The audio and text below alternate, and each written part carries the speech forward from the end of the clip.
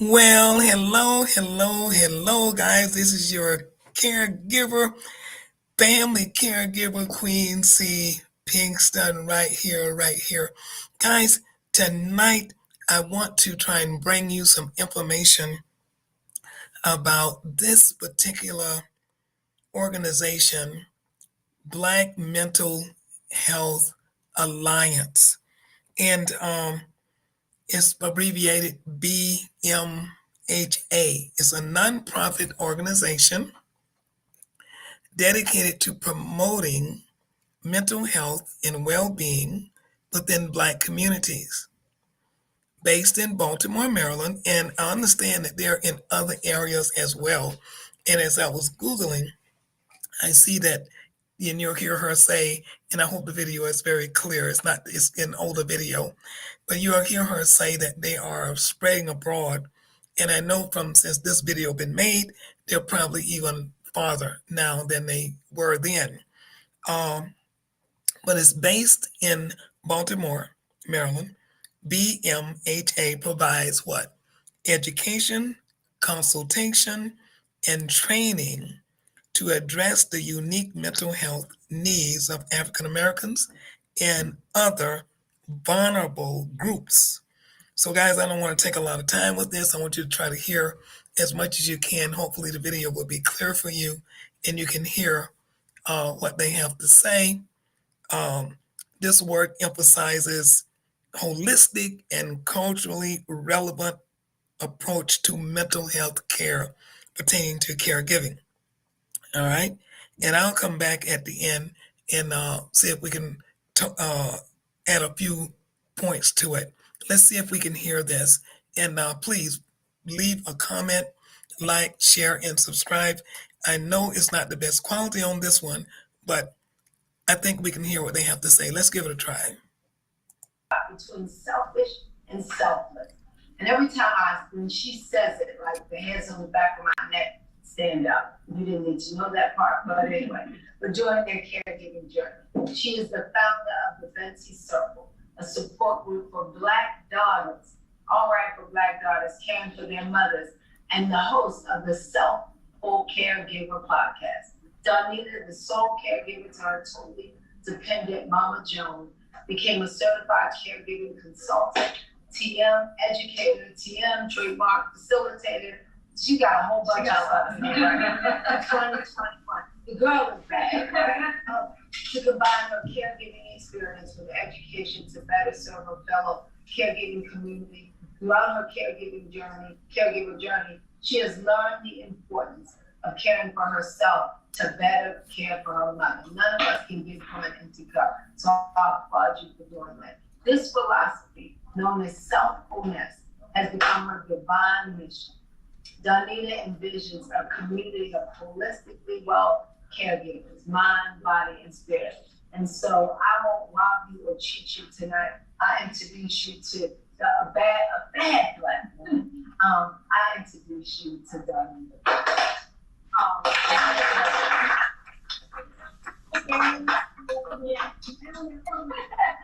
Thank you for having me, Andrea and Santa. The team has been amazing since I've connected. David is awesome. Yes. Since I've connected with you all, it's just been so amazing. I know that you have great work to do.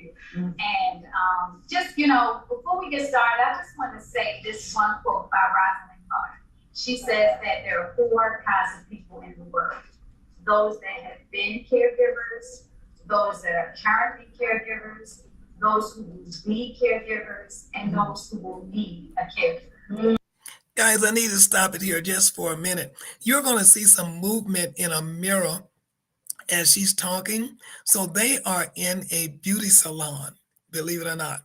And they chose a beauty salon where women meet, they get their hair done, and all these kinds of things. And they felt that that was one of the best places to meet and to discuss caregiving. So you might see someone moving back. There's a big room area, and they're in one area where all of the chairs are for doing hair and this type of a thing. So if you see that, that's what's going on.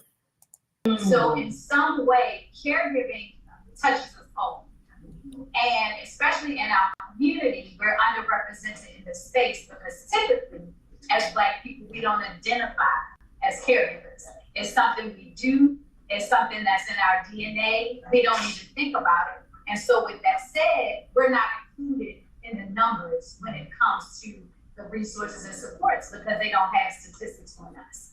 So our goal with the Vintage Circle, with Hey Caregiver, is to definitely put us in those spaces. We're now, we do research studies so that we can be in the number to get the support that we need for our community. So, I mean, just to let you all know, there are more than 25 million women who are caring for a family member.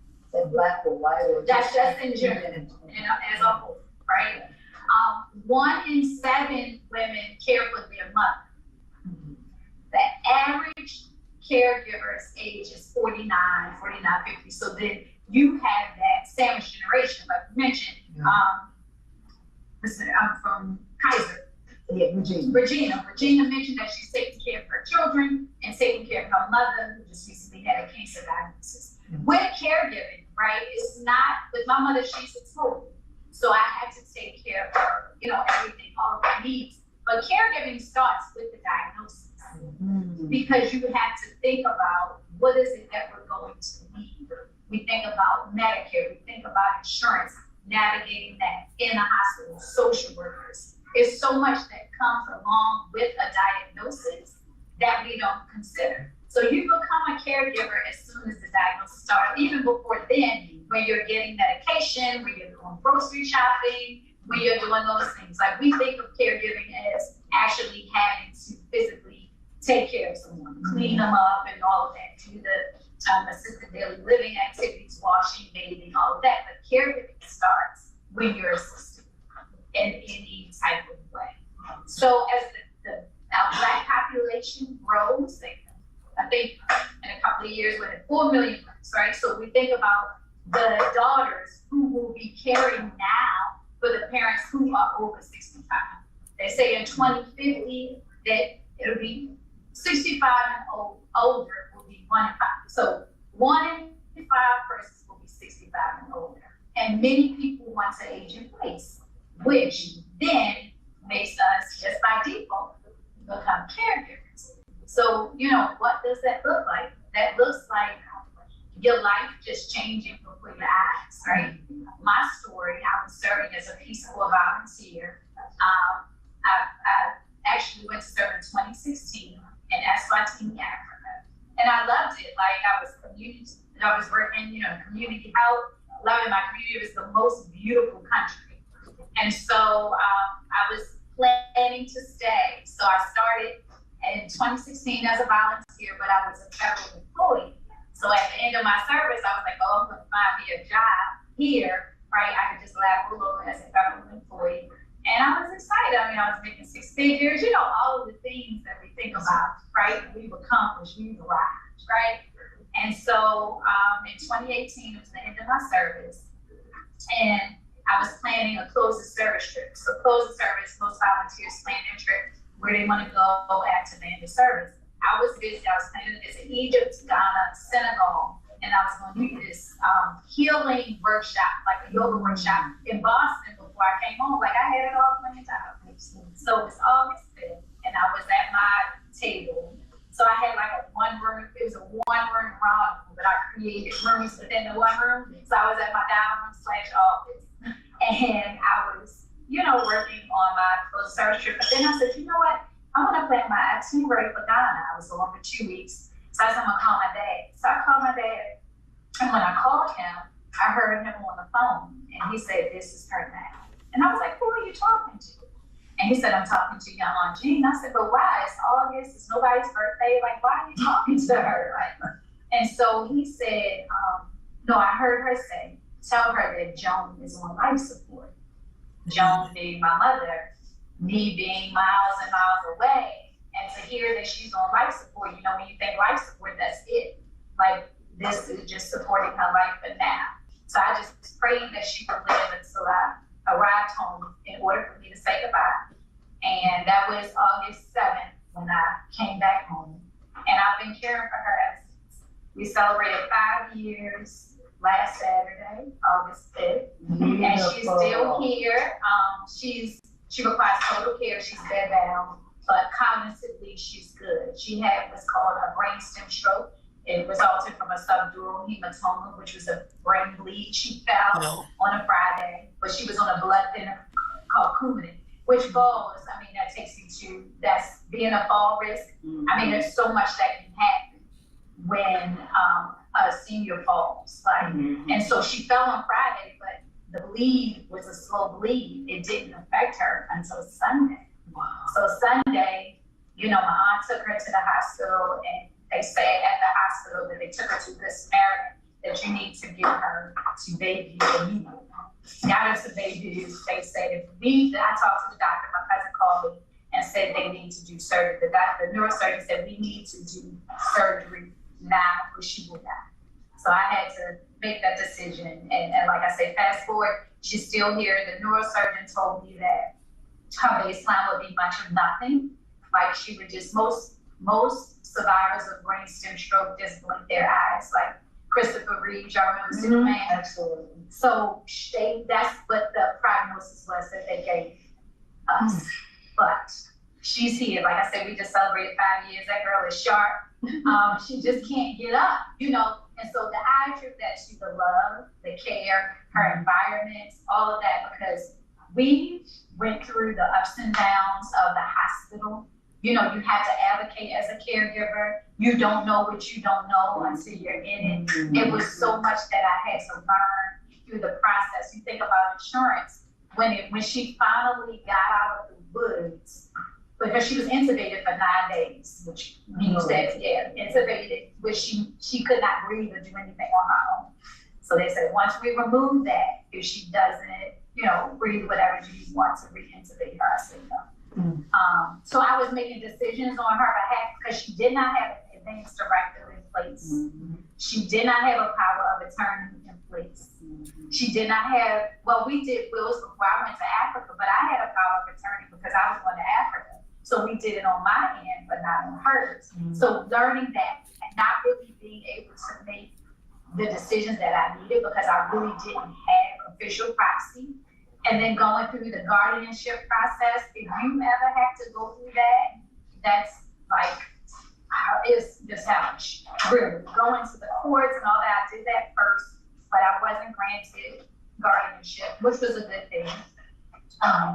So I ended up, it was just, it's a lot. It's a whole lot when you think about caregiving. And so back to the insurance, just say you have a loved one that's in the house, that's hospitalized, and then they're going to be discharged to rehab, like short-term rehab. They, depending on what insurance you have to make sure that they're covered under your loved one's insurance, or you will be charged out of pocket. So like all of those things, even though the social worker gives you a list of facilities, it doesn't necessarily mean that whatever insurance you have will cover you. So those are the things that you wouldn't know that again unless you've been through it, but to be prepared for. And then you can certainly push back, like with Medicare, you can appeal if you're not ready for your loved one to be discharged. You can inspect the facilities if they're going to short-term rehab. So it's a lot of things that are involved with caregiving that, we don't think about, especially if there's a hospitalization that's involved with that. So that was kind of our story. Because we were so tight, I figured out what her passwords were, so I didn't have to bother with, and then once her cognitive came back, I was able to talk to her and ask her, like, okay, Mom, we need to do a power of attorney. And even like with the advanced directive in the MOST form, MOST is the Maryland Operating, Living, Sustaining Treatments, I think, something like that. But it's like, how do you want to be treated? Do you want, do not resuscitate, DNR, no DNR, like all of these things you have to know. Because for me, I said, well, no resuscitation. And once she came to, she said, oh no, I want to be resuscitated. So, having the conversation, that's what I say too, having the conversations when everybody is in their right mind. Like we don't want to have the conversation as Black people. You know, it's like, you trying to kill me off. No, I'm not trying to kill you off. I want to know how you want your end of life to be, right? And we can start planning now. I mean, you know, I'm 50. I need to start planning, because I think about it. If something happens to me, I'm an only child. I take care of my mother. I don't have a succession plan for if something happens to me for her. Like, who's going to come in and take care of her? So, you know, all of those things. So we have to have those tough conversations. Even when mom would be like, I don't want to talk about it, you know. And then especially if siblings are involved, that's a whole nother thing. Because mama done told you something, mama done told you something, mama done told you something. And it's like, well, what does mama want? And mama's sick now, mama can't talk. Now y'all feed. You know, and so again, that ties into mental health. We talk about just dysfunctioning families and all of those things. So those are kind of. So guys, I just want to interject here, just in case for the new people. This video, these folks are in a salon. They're in a beauty salon, and she's sitting with her back to a mirror, and you'll see somebody else in the shop kind of walking around in the back portion of the shop. I'm not sure if they're doing hair or what they're doing, but this group is in there, and plus they're also on a Zoom call as they're doing this video. So just if you see that movement and what is happening, that's what's going on. Guys, let's get back into this interesting video. Like the byproducts of caregiving, if you will, not the hands-on. That the stress that comes from the hands-on, that's a whole nother topic. Which is why we're here, right? We're talking about mental health. So caregiving is actually a public health concern with the Centers for Disease Control. So the CDC says that the health of caregivers is at risk. Why? Because a large number of caregivers suffer with clinical depression. Isolation causes a lot of just stress and loneliness, and it's a lot on you. Unhealthy eating. I know when my mother was in the hospital, I was just running, and I was back on U.S. soil, so I was in Africa eating fresh fruits, picking avocado from the tree and everything. I get back home, it's like I'm calling it a cheese fish sub, yachting, shrimp fried rice, all the all that yachting, extra onions, mashed up, yes, a little bit spicy. So, and it's like, those are the things to do. Some people are medicated, right? Insomnia is an issue, so then what? You're taking sleeping pills. With caregiving, it's unpredictable. So when my mother first came home, I couldn't sleep through the night. It's like having a newborn, and I have a camera and everything, and she would be, like, her legs would be over the bed, like, how? Like, the left one don't move. But the thing, we had the railing, but again, that's something that Medicaid didn't want to cover. You got to advocate for that. The bed, I had to advocate for a fully electric bed and not a crank up and down, So those are the things that you don't know. Isn't that crazy? That's insane. So, I mean, when we think about just the stress, it's like you're depressed, right? You overeat, so you gain weight, hypertension, diabetes, all of those things, right? And so as Black people, already we have health disparities. So with caregiving, and then as Black women, ours is even greater. So then this is where we are in terms of really having to get ourselves and get our minds in check when it comes to caregiving, which leads me to being solo. Someone has a question. So we have two comments. Tina said she would eat things like crabs, which have all that salt and stuff. Crystal Day Black, hey Crystal, she said it's very relatable what you're saying. Yes. I mean, because it's something that we don't talk about. Like, we stay in our silos until we get a support group, like the Benzie circle, or you're in, because it's something, like I said, that we just do. Yeah. And it's a lot, I think, to unload on people that aren't used to They don't know, and they don't understand. Like, when you're angry with your loved one, and you just want to bake, an average person wouldn't understand. I said, why are you talking to your mother like that? But Carrie, he's like, girl, I know. Been there. Because you know what I mean? It's like that just commonality that we have, know. I love the way you are flowing, so I certainly won't mess that up. I'm glad that people are weighing in and have questions. I guess, as I listen to you, right, and as when Kathy started laughing, I know you guys, it was the amen corner, right? I wonder, first of all, and you may not know these numbers, but at what rate do we put our loved ones in facilities versus our Caucasian We don't. counterparts? And in Africa, not at all. They don't even have those facilities.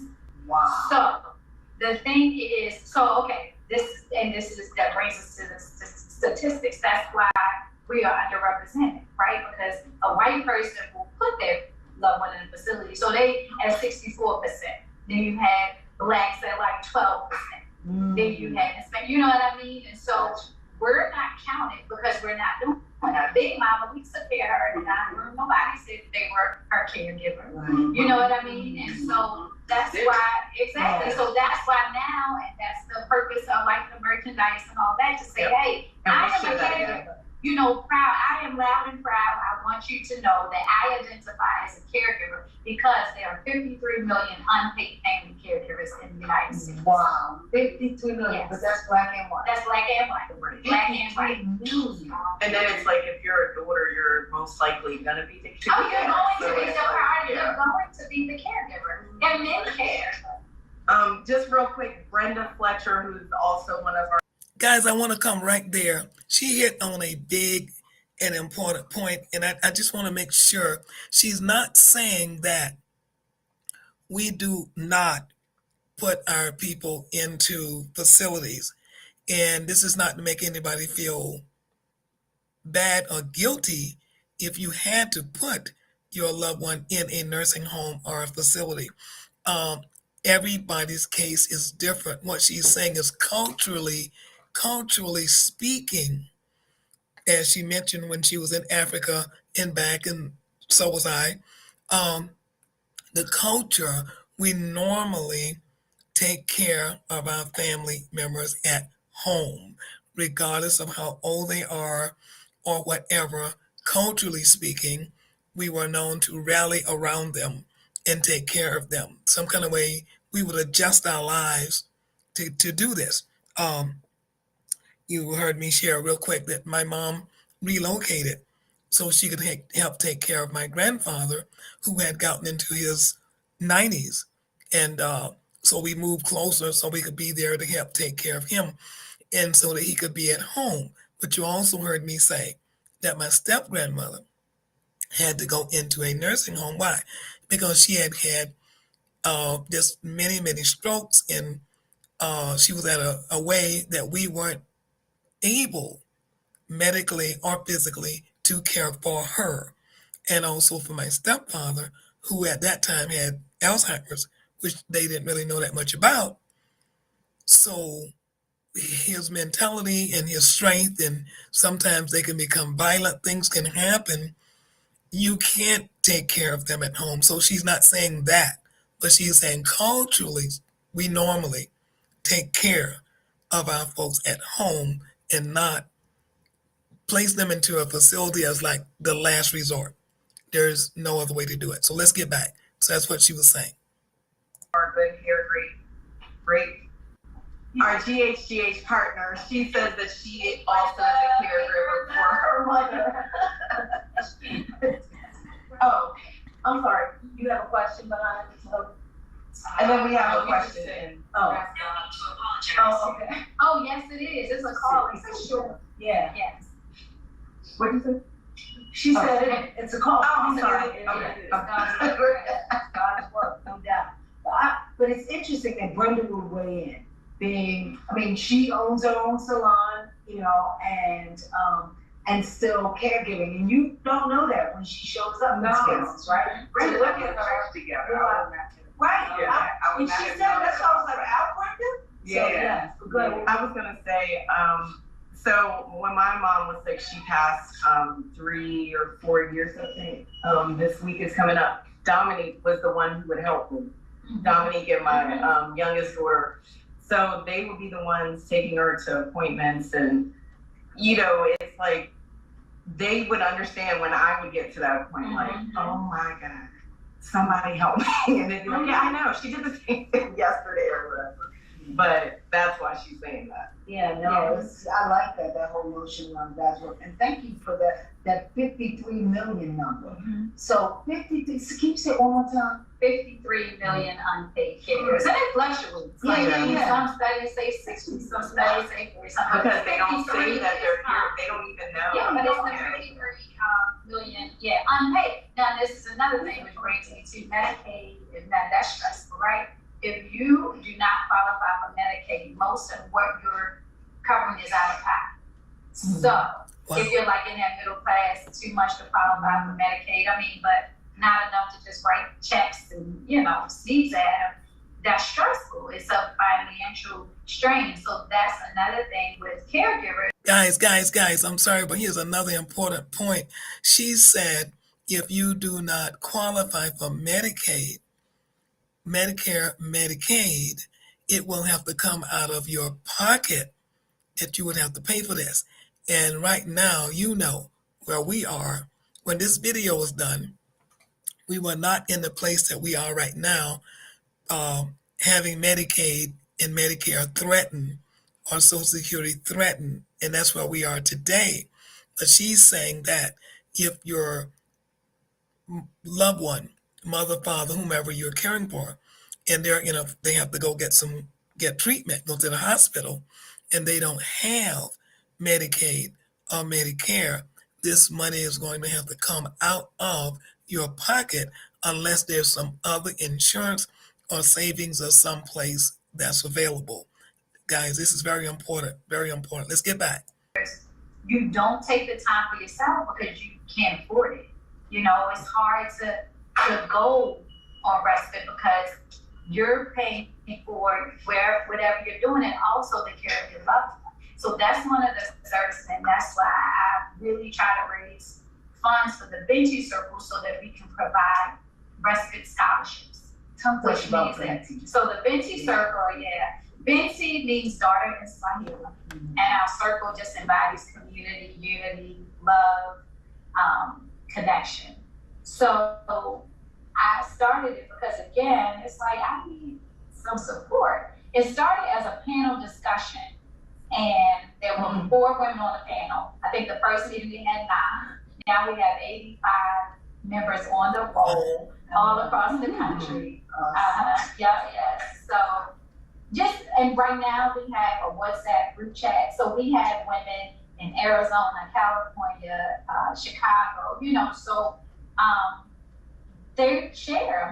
There's that level of vulnerability. There is sharing in a space that's safe, that's no judgment, that, you're able to get the support, the resources, the advice, the, just that likeness, that I say it's like-minded. You say like-minded, but it's like-minded. Girl, my life is like this. I'm an only child, so we have women that are only children. We have women that are second generation caring for kids and their parents. We have women who are married, we have women who are retired. We have, I feel like everything we have is within that circle, and the age range is from 28 to 68. So it's intergenerational, and everybody can get something from somebody. We have women like Kathy, my Benji Circle sister, she lost her mom since she joined the circle. But we had that circle of sisters who's there to help us, right? And they're able to talk to each other, because this is the thing about caregiving. It's anticipatory grief, right? And it's stages. It's not just when the loved one dies. I grieved my mother when I had to clean her house out. That was one, grieving that she's no longer the mother that I had, grieving the fact that I have to get. Guys, she's sharing. She grieved her mother when she had to clean her house. She was grieving her. Her mother is not dead. But what was happening was, as she said, she was not able to do the things she used to do. She was not that person she was used to her being. So to her, that affected her psychic, and it felt like a loss to her in doing that. And also, I want to mention the Binti Circle. I need to get more information on that for you because we, if we are not, if she says it's all over, and hopefully we can get the information and become a part of it.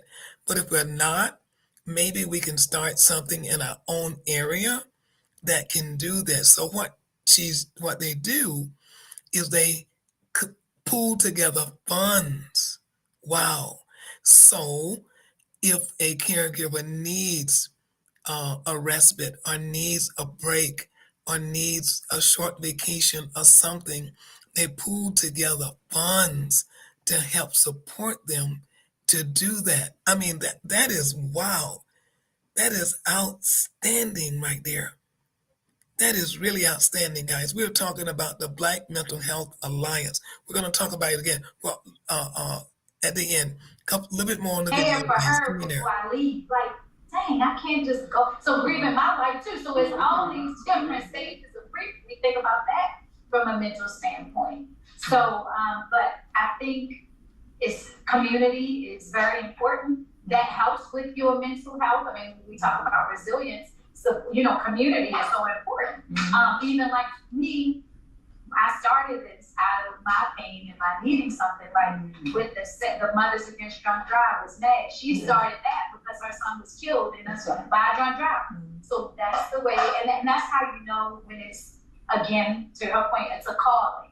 It's something that God calls you to, and then you decide along with him, how do you want to use it? Because I would say, God, what is my life? I was in Africa living my best life. I was ready to stay over there, like, what are you doing?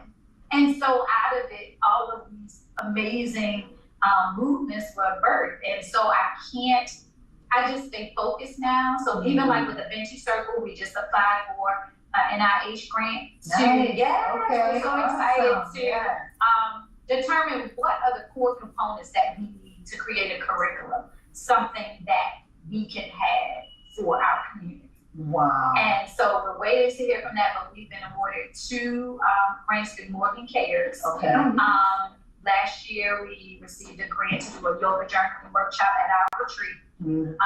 And so we were able to measure that. We're working with researchers, so it's the community participatory based research. So we're leading the research, and then the researchers are helping us with the stats, with the data analysis, all of that. Where before, that's another reason why we're not included in studies. We don't trust the white people. Yeah. What you doing with us? You know what I mean?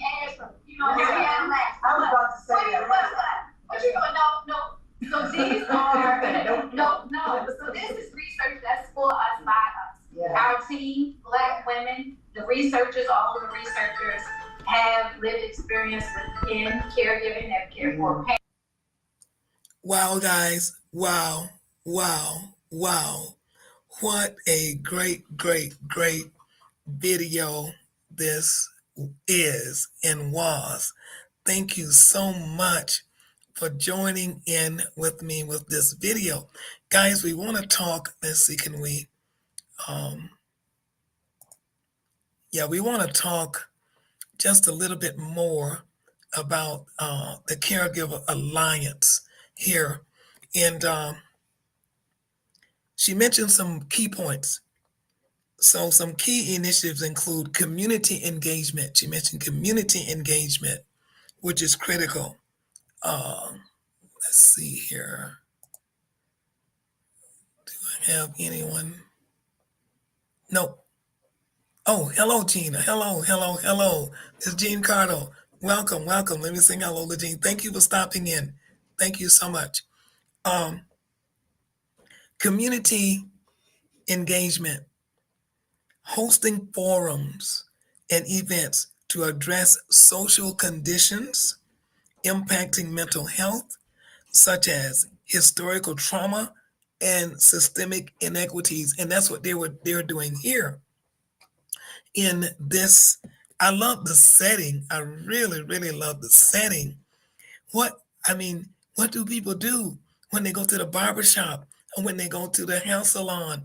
When they go in these places and they gather, they sit and they talk. So what better place to have for folks to come, feel like it's a safe space and they can sit and hear this information in this particular setting. I loved it. There were some folks in house. There were another group on Zoom you could not see, but was asking questions, and someone was behind the camera. So, but the point of it was it's community engagement, and they have found a way to bring this black caregivers together so that they can have, as she was saying so much, you hear me often say, a safe space to come and to be able to share. She said one was teasing. She said sometimes her mom just calls her name so much, and she's like, I'm just tired of you calling my name. You're calling my name. But as she was saying, they laughed because you couldn't say that to anyone because they wouldn't understand what you're saying. But if you're saying that to another caregiver who understands in a safe place, you're going to get to laugh about it. You're going to joke about it. They're going to understand what you're talking about, you see. All right.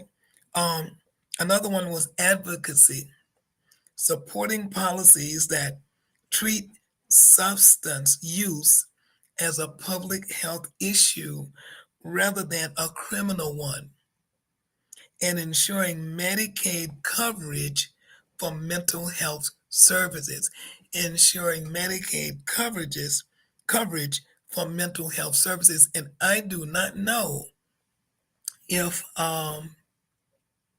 that'll be another research, I guess, because I do not know if mental health is covered under Medicaid services. I do not know. Okay, so that is a huge point there. And education resources. So they offer training for behavioral health providers and publishing research on culturally competent care. You've heard me talk about culturally competent care. That is critical. You might have heard them say in there, well, you know what? We don't hardly nobody. You go to the doctor, you don't really trust the doctor. You know what I mean? You're like black people don't trust the doctors. What do they know? This type of a thing. And we can laugh about this, but this is real, and it is real because of our history, where we have had. There's a book called Medical Apartheid. If you've never read that book, and I do have it in my library, not here now. Um, yeah, but it shares our history and a lot of the terrible things that we went through from the um, issues with Tuskegee Institute to so many different places, the Ebola, the HIV, and all kinds of things, and how you're getting the syphilis with the Tuskegee Institute. They thought they were getting a vaccination, and they were ending up getting injected with syphilis because they were being tested and they didn't know it. So all kinds of things in our history cause us sometimes to kind of not want to just really run to the doctors and trust them. And hopefully we're trusting God when you go. That's what I do. Make sure that you pray, and you trust God that He's going to protect you on whomever is caring for you or whomever is caring for your loved one. This is really, really, really critical. You just don't naively go. You pray. You don't get anything else from me today. Get that. You pray. But this information is out there and they cover a broad variety of things. So I'm going to be putting um, the official website for the Black Mental Health Alliance. And if you can look down at the bottom of my screen, I have an email address down there. It says Be Health. how does that say? Be Health All. Be Health All at AOL.com. Executive Director Tracy, that's with Etracee Bryant, is one of the founders. And there is a phone number or whatever else is there. So this might be in your area. It might not be in your area. They say they're spreading out all over. And then if you can't find this particular one, there is other programs that I'm finding that really target Black family caregivers, the cultural perspective in Black mental health and areas. There's others. Now, I put this up because people are asking me. They said, oh, I don't know about these places. You mean that there's really places that are geared for Black family caregivers? Really? I say, yes, there are. And Black Mental Health Alliance is one of them, and there's others as well. So we'll be making sure that we get some information and try to put that out for you. Before we go, let's see here. What else can we? All right. Let's see. What specific programs do they offer Black mental health? Let's see if they can give us some information here. Okay, so the Black Mental Health Alliance offers a variety of programs aimed at, again, addressing mental health needs in the Black communities through culturally relevant and holistic approaches. So it's not always just, not that you're going to be getting some medication. This is holistic, spiritually, mentally, physically, financially, they're covering the whole deal. So it includes one, community-based mental health services, programs that provide direct mental health support, including school-based services and community outreach. They have workshops and training sessions on topics like historical and race-based trauma, cultural competence, mental health stigma, and structural racism.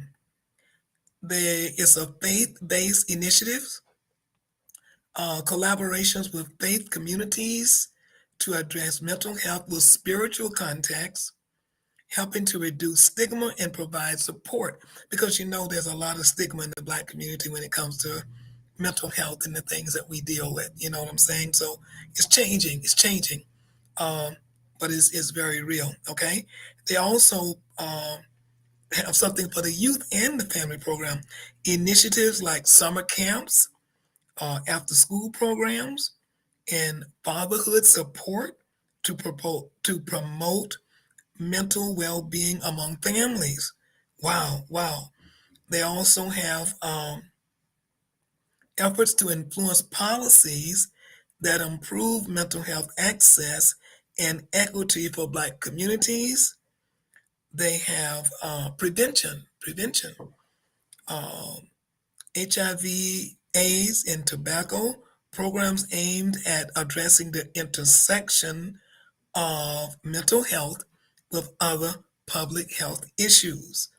Wow, guys. Wow, guys. This is a organization that I pray that you will look into. It says these programs reflect the Black Mental Health Association's commitment to fostering mental health awareness and support in ways that resonate with the unique experiences of Black individuals and families. This is outstanding. I don't know, with our youth sometimes as caregivers, because there is one section that I didn't show tonight where they were sharing about a youth got at 14 ended up being a caregiver of her parent, and she had to take on the role, and start doing what she has to do. The mom felt stressed because now her teenager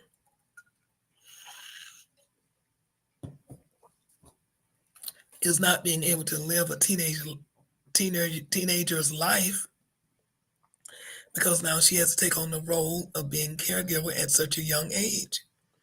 And then the teenager, of course, is dealing with issues because here she is having to take care of her mom full speed. So there's a lot there. So um, let's see it. Let's see here.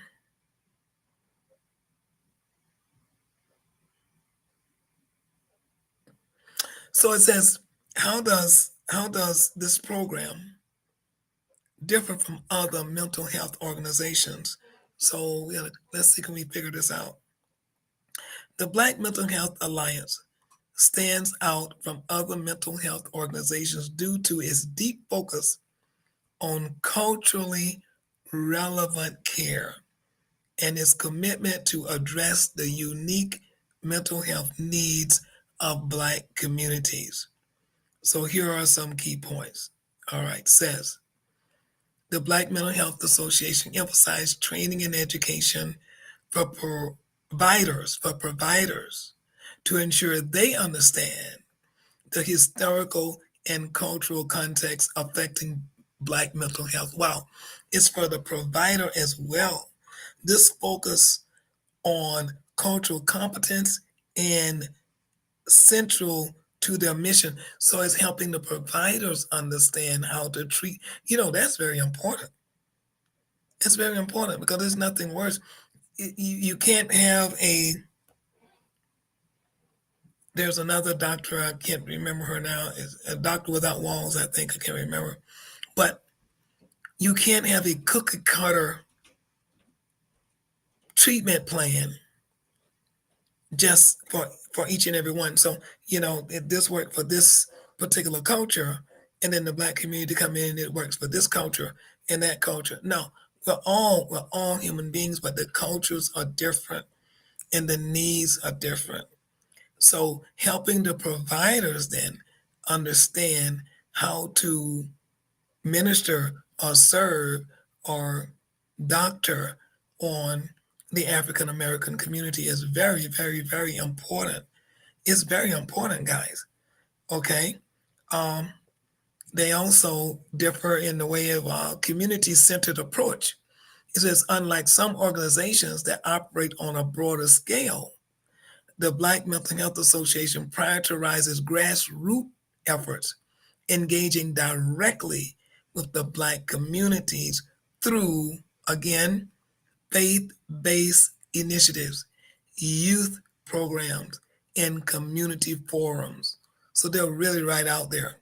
They're really reaching right out there. They're getting right out there in the community. They're getting into the churches. They're getting into what's happening in the youth programs, probably in the youth, your recreation centers and all the different places where young people are. They're reaching out in those areas, so it's totally different from any other just standard mental health program. I like the holistic way that they do because it integrates mental health with other aspects of well-being, such as addressing social determinants of historical trauma, historical trauma, and systemic inequities, guys. You can't leave it out. So they bring that in. They they have tailored resources such as directories of culturally competent therapists. Culturally, please keep the word in mind. Culturally competent. We're talking about people who their doctors understand the culture. They understand the culture on who they're working with. It's just not you coming into an office, you just another person, you just another patient, or they're coming to your community, you just no, no, no, no, no. They're understanding the culture is different. Makes a difference. Now they know how to deal. So they're dealing directly with the therapists, are competent therapists, educational programs specifically designed for Black individuals and families. This is critical. Advocacy.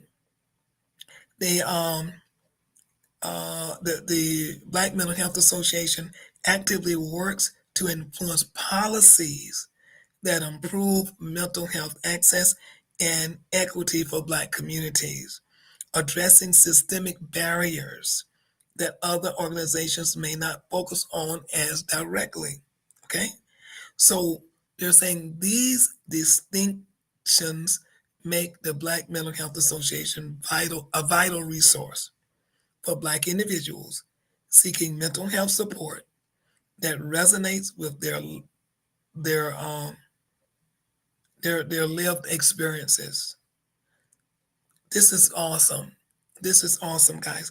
I wanted to give a shout out just to the Black Mental Health Organization because I was in my research, I found that video and it really grabbed me.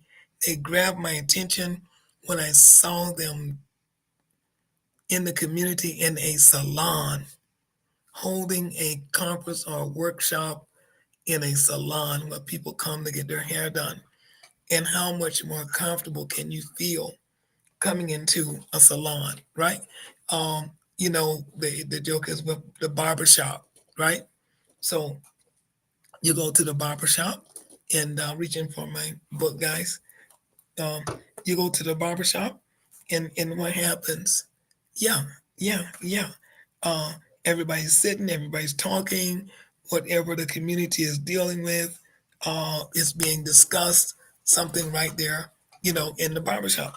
So then they brought this to the salon. I'm telling you, I've never really seen it. I'm like saying, wow, that is that's huge. That's huge, guys. Wow, wow, wow. I want you to remember this old hymn with me. And again, I don't sing them because I don't want to get copyright, even though it's a traditional hymn, it probably would be okay.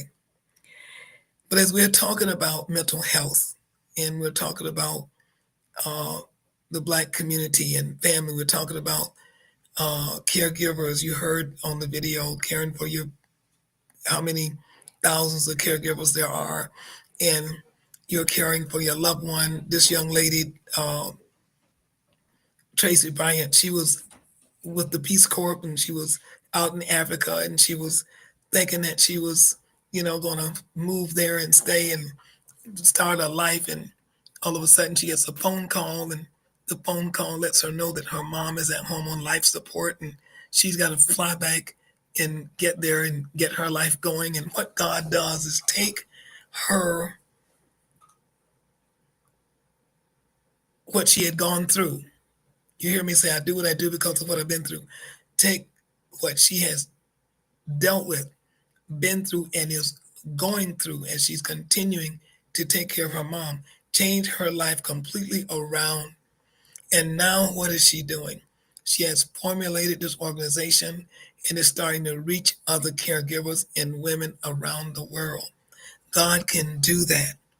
That's what he does. Sometimes we're headed in one direction and we're thinking that this is my career, this is where God wants me to be, and then he turns around and take a setting, a something that we see maybe as a setback, you know.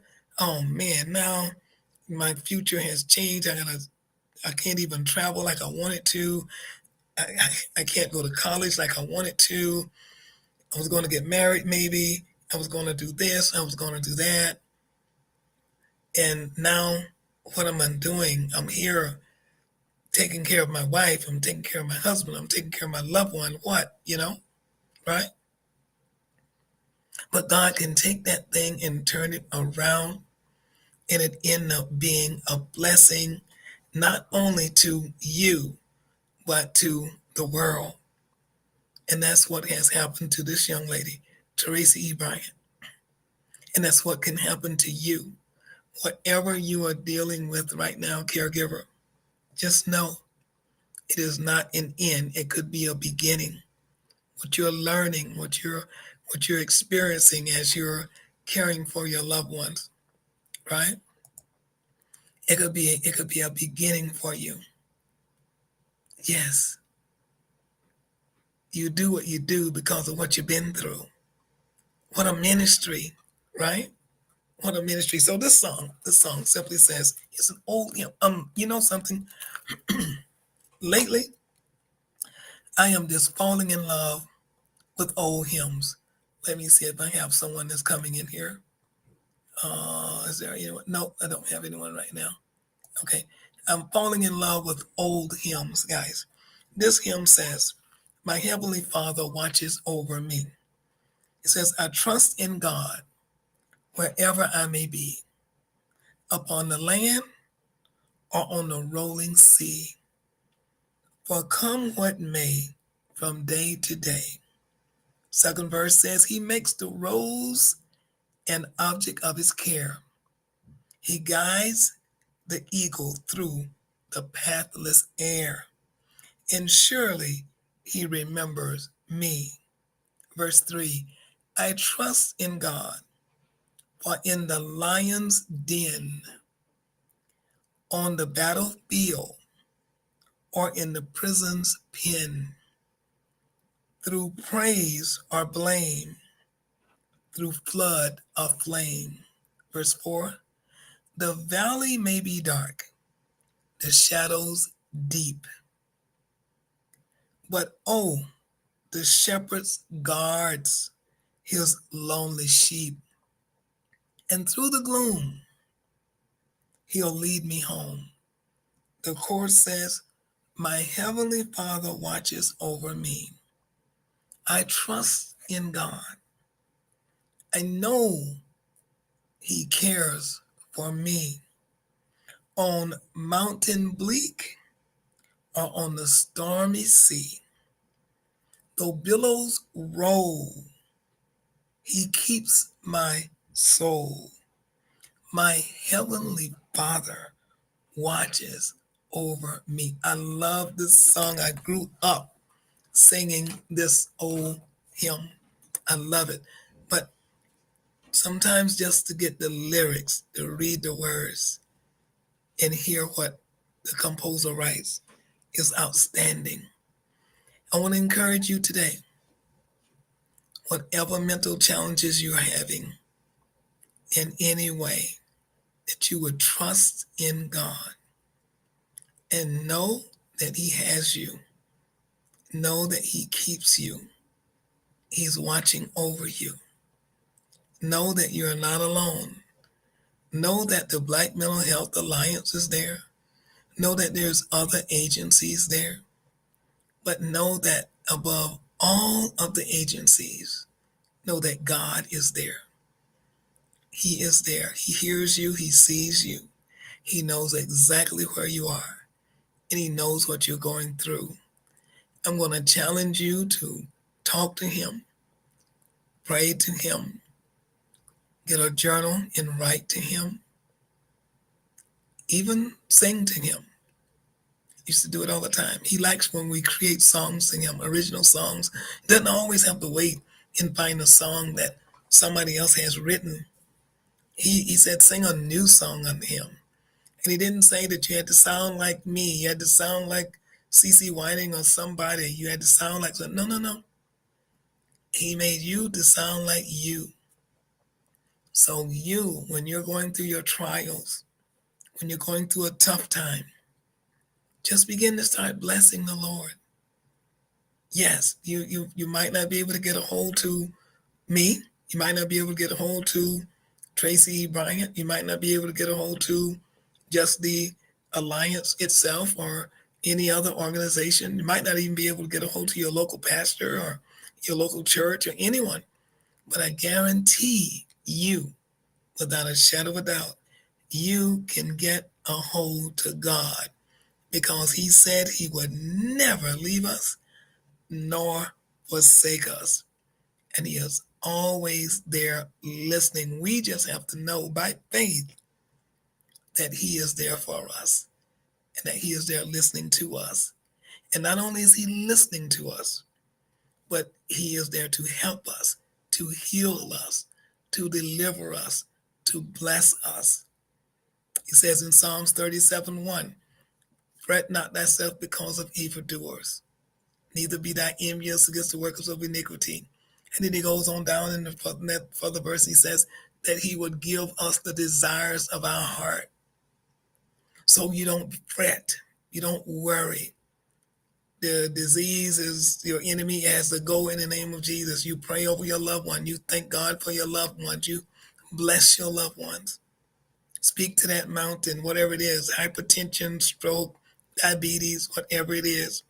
When you're loving them, bathe them, feed them, say, God, I thank you for taking care of them. I thank you for healing them. I thank you for blessing them. And I thank you for allowing me to be able to care for them and give me peace of mind. Guys, may God bless each and every caregiver under the sound of my voice. And we will see you in our next video. I need you to do me a big, big, big favor. And again, Gene Carlo, thank you for stopping in. I need you to do me a big, big, big favor, guys. I need you to like this video and I need you to share this video. And I will see you in our next video.